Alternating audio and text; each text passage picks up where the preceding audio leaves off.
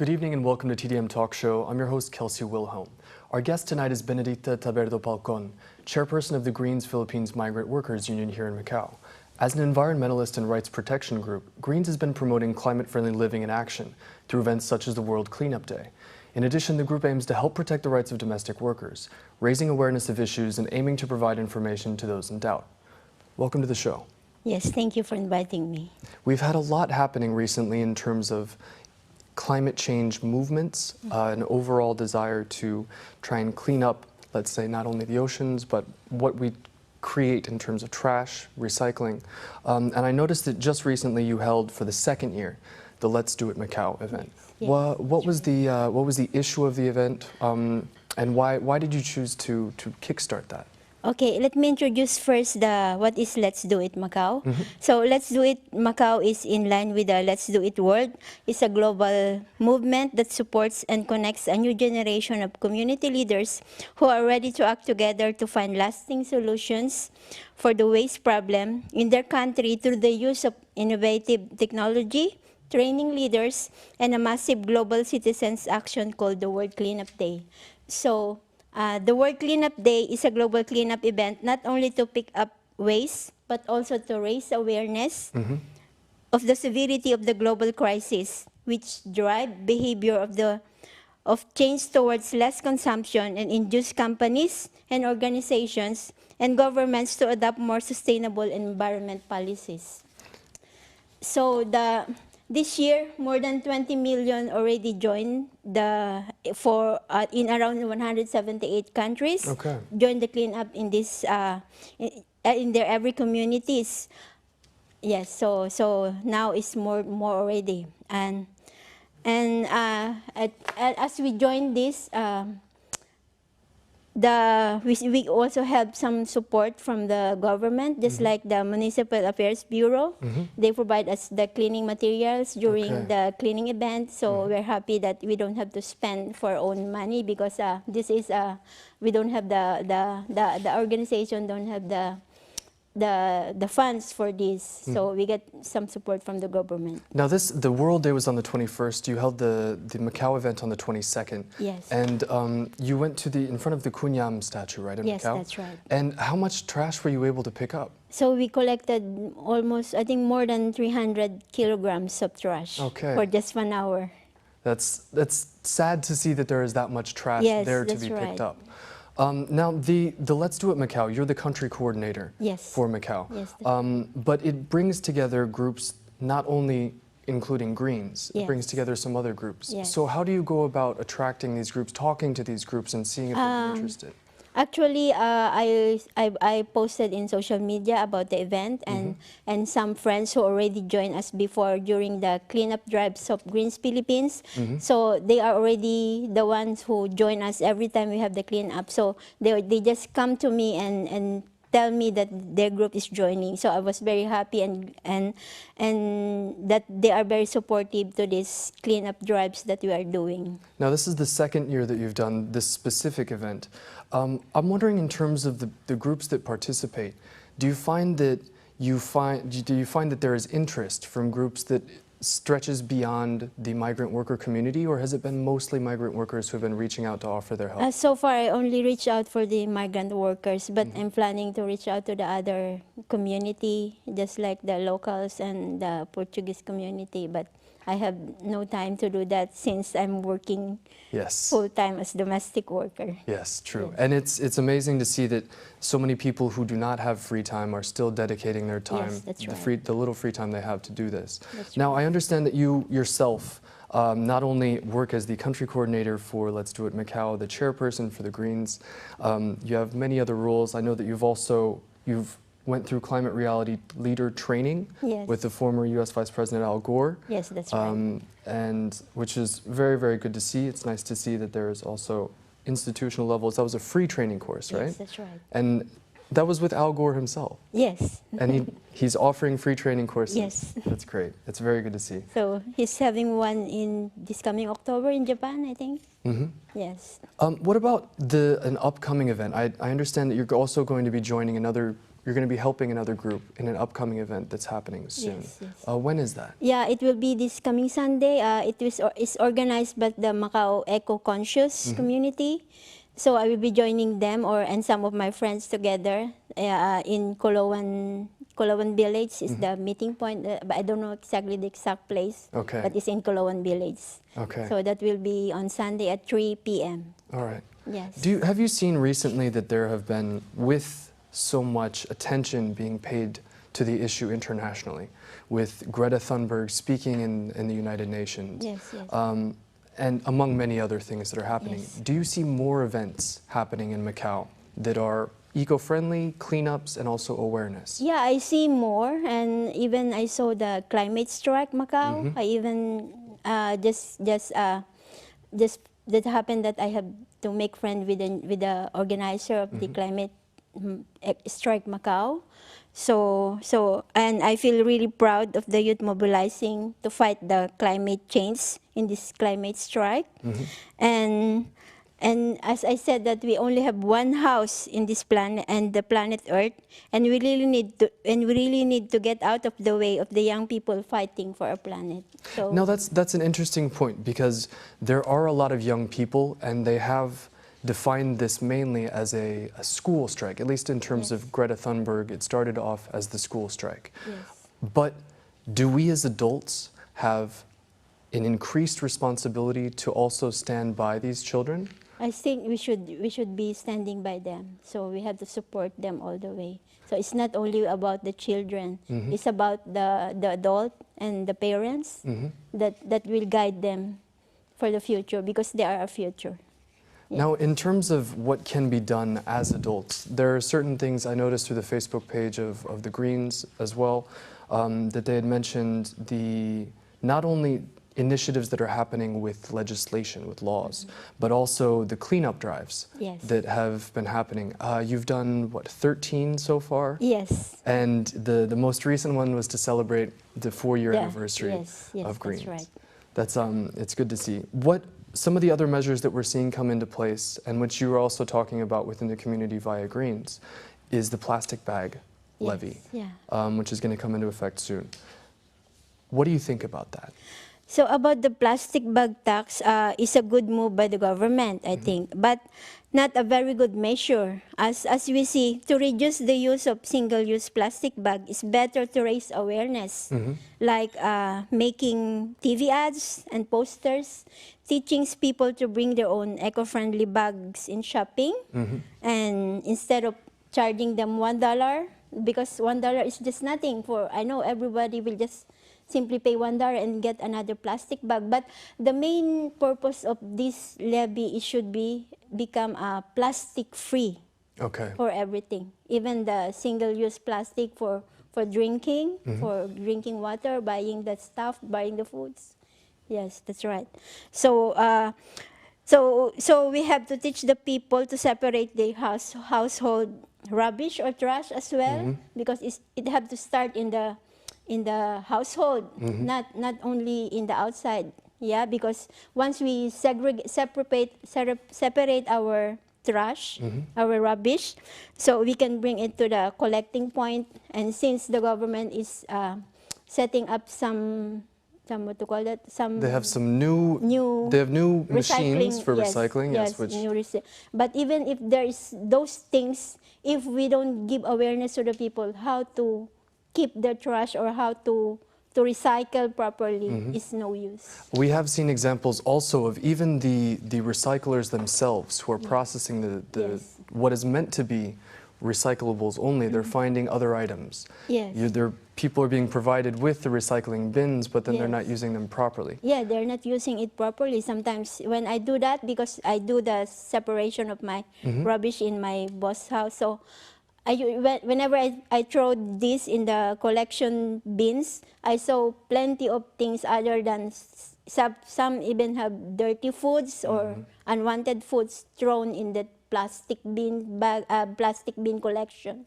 So it's no use. I notice one of the major problems we have with trash in Macau, because we generate a very large amount of trash, and a large amount of it is not recycled. But a big problem is the food waste. Do you personally, or within Greens, are you also pushing the idea of recycling food as well? Or are you focusing more on the plastic issue first and then pushing for other issues later on? We are pushing for the plastic issues first because for the food, for the waste food, sometimes it's just no time to bring it to the person in need. So to make it reusable, something like that. So it just ended up in the trash. But for me, I really separate the waste foods from the solid and other waste foods, waste. Yeah, that's right. Now, I'm hoping that this is actually going to continue the momentum that it has so far, because we're seeing more people looking at it. We had a very shocking, let's say, results of a study come out, I think it was last October, that warned that we had something like 10 years to fix this problem, Yes. or we will have disastrous consequences. And then just yesterday, they launched a special report on the ocean, the United Nations, and they talked specifically, they said that we will unprecedented and enduring changes in the ocean and cryosphere. Now that's not only because of warming, but because of the amount of plastic in the ocean. Have you thought about, or I know that you do coastal cleanups in particular, does that extend to cleaning the water itself? Is there a way to extend to cleaning the water itself? For now, maybe no, because since we don't have the materials for cleaning the water, and I think we need some insurance for the cleaners. Yes, true, to do that. Yes, and since me myself is not a good swimmer, so I think we don't touch the water first. Maybe just the coastal area. What do you think so far about one of the main pushers of this, not only the plastic bag levy, but environmental protection overall, is the DSPA. It's the Environmental Protection Bureau. They are tasked also with helping to educate about. Yes, yes. What do you think about, in particular in English? Do you see enough promotional materials around Macau referring to recycling or promoting recycling? No, I don't think so. So that's why I'm suggesting that the government should make the TV ads or the billboards, making the awareness on how to recycle the things or the plastics. What about the associations themselves, about also creating those types of materials, posters, or are there any difficulties in, let's say, creating a poster can be relatively easy. Yes. Legally posting it in the right place can be more difficult. I know that before, when you had been on the show quite a few years ago, you'd also mentioned that there could be not necessarily protests, but gatherings to help promote these issues. Yes. Have you found that it's difficult to create those types of gatherings? I think it's not so, as long as there are some organizations that will support it. Yes. And some place for the event. Yes. So do you have to go through a registration process? So far, Greens Philippines is not registered first, but we're planning to do it. We're planning to register under Macau. But in terms of holding, let's say, an event, if you wanted to hold an event in maybe Senado Square, would you have to register for that event? I think yes, maybe, and we have to apply for the place also. Okay. You need to permit to use it. All right. So it's for the unregistered organization. It's not that easy to apply for the place. Okay. Something like but possibly going together and collaborating with a registered organization or association could work. Yes, it could work. Okay. I know that Greens embodies a lot of different values. It has 4 core values from the base group in the Philippines, which are social justice, grassroots democracy, ecological sustainability, and peace and nonviolence. Yes, that's right.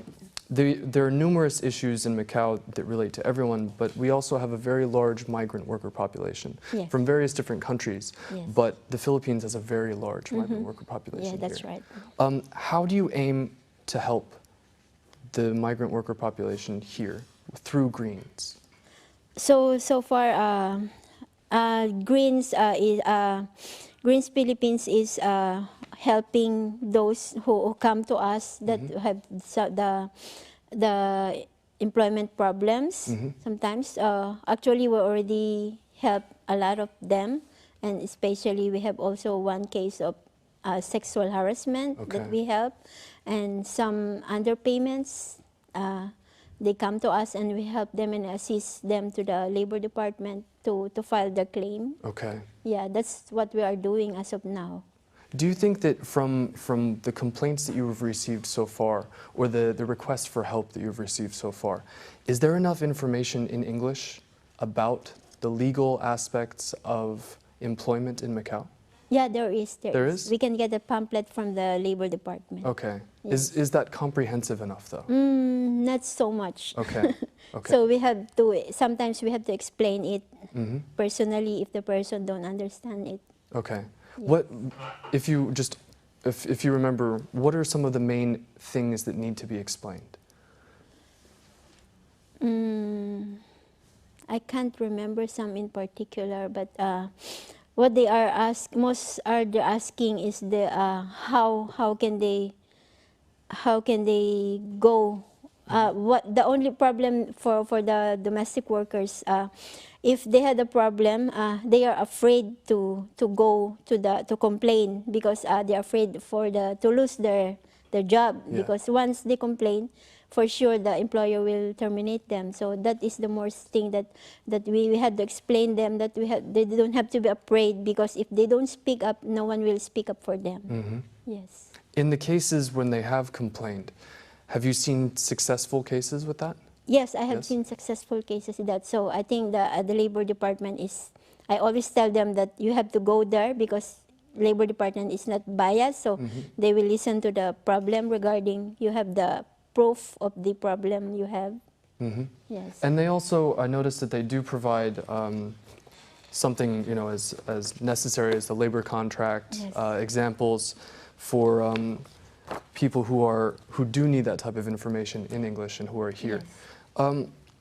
What about the changes in the environment? Because you have been in Macau for, if I'm wrong, in November you will have been in Macau for 16 years? Yes, that's right. And before that you lived in Hong Kong also? Yes. For over a decade? Yes. And also as a domestic helper in Hong Kong? Right. So you've experienced both sides of the SARs. Yes. I'm very curious because Hong Kong has the policy where to be a domestic helper, you have to live with the family. Yeah. That has been defended by saying that it saves the employee from having to pay such high rental costs in a city that has high rental costs. You've been in Macau for long enough to see the rents completely change. What is your opinion on that law, on that regulation? On that regulation, I think if they will push the live-in, just like in Hong Kong, I think that will become the way, or become, that will be the way for to have the abuse, something like that, because some may, if the family or the employer don't have the place for the domestic worker to sleep, I think they will just ask the domestic worker to sleep on the floor or something in the kitchen or something like that, because there's a lot of problem like that in Hong Kong, having this kind of problem. They even ask the domestic worker to stay in the kitchen or toilet, something like that. So if this will happen, that may happen in Macau also. Okay, but it is an option. I know that even within the sample contract, they have A and B option of living with your employer or choosing to live outside. Yes. For the average person, for the average employee who is here, which option do you think is better? For the average, I think most of them prefer to stay out. Yeah. But the housing allocation is only 500. Yes, only 500. Do you think that needs to increase? Yes, of course. We've been asking for the government to increase for at least 1,000 for every time we ask for the increase, and we ask that to be included, to be increased also even as 1,000, because 500 is not enough for a single bed space. So single bed space costs 800 to 1,000 patakas. But there was good news recently. We saw that there was the mandatory adjustment of the minimum salary to 3,000 from 2,800. Does that go far enough? I think for the Filipinos, that's still a very big problem for us because when we apply for the clearance to have our vacation in the Philippines, what the Polo or the Philippine Labor Office requires is at least 400 US dollar, or that is around 3,500 MAP. So if we only have 3,000 in our working contract, they will not give us the clearance. So which means we cannot come back to Macau or to work again in our employer's house. And that has to be proven by showing the contract to the Philippine authorities? Yes, that's right. Okay, and if you show them the contract after you've gone home on vacation, you come back, will they not allow you to come back? They will not allow you. They will not give you the clearance, the one we call the certificate of employment. Okay. Are you worried that you will ever be in that situation? For me, no, but for most, I have talked with other friends which have the same situation. And they are denied for the clearance from the Philippine Consulate. Okay.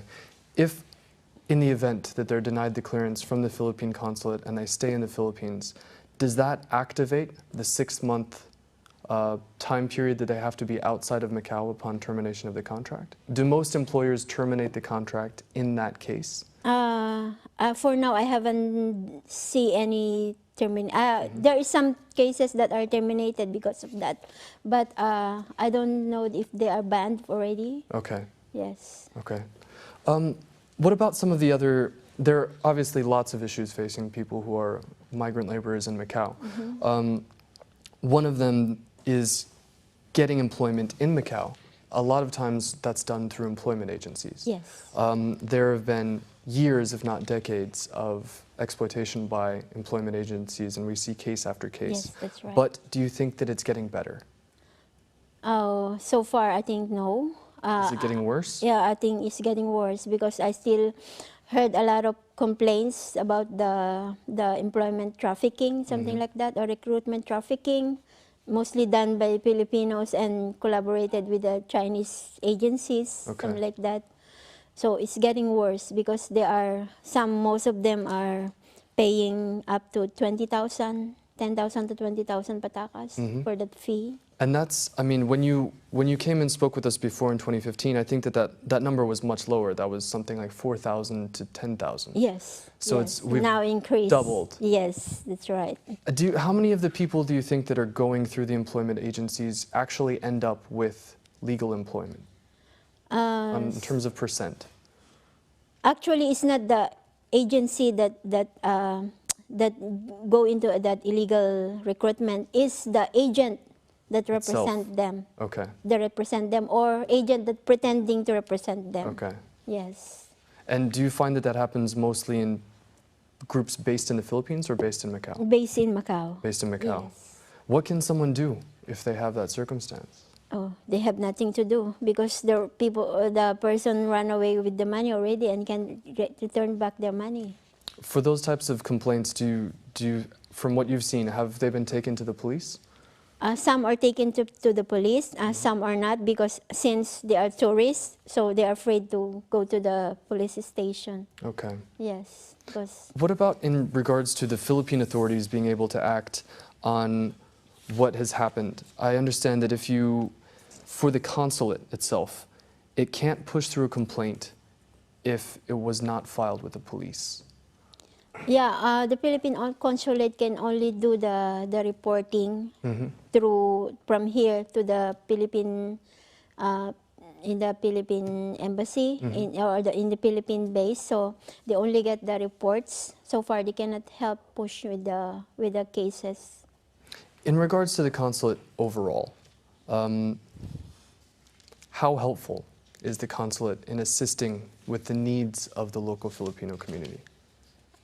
For me, in my opinion, they just a little help from them, especially if we mentioned the case of Tagakay, something like that. If I know that if they didn't come to TDM, the Philippine Consulate will not give any attention to them because they've been there already, and then they didn't didn't look after them until they came to TDM Yeah. for help. So Raymond Tagakay suffered an amputation of his leg due to a work accident that happened Yes, when he was that's right. working in the car cleaning shop.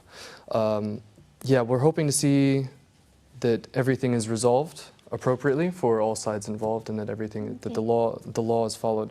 They, in terms of what things the consulate is doing, though, do you think that they're doing? I've seen that they're holding events, they're holding National Day celebrations, things like that. What areas could they improve on? I think they must improve on their services. That's the main thing. Do you think that every Filipino who goes to the consulate is treated equally? Yeah, they are treated equally, but some, just like what I said with a particular case, I think they should really provide some attorneys or for the legal cases, something like that.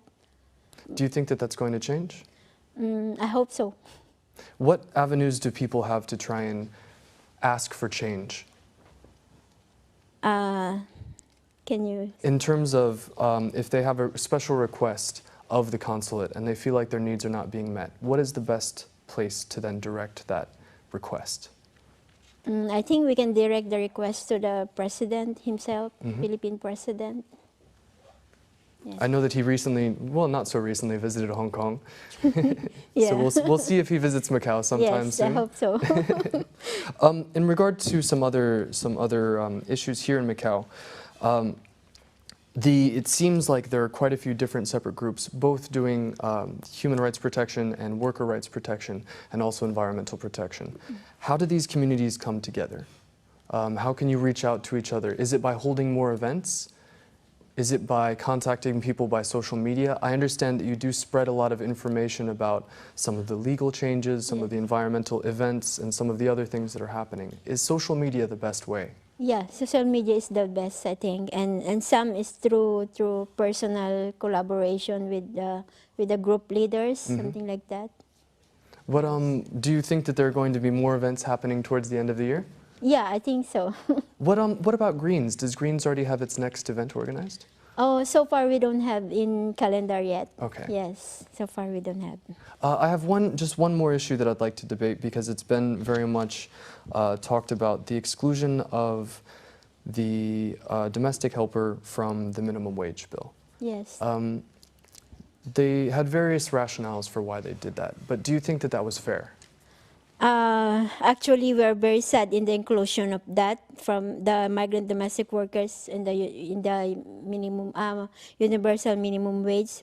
We are very saddened with that inclusion.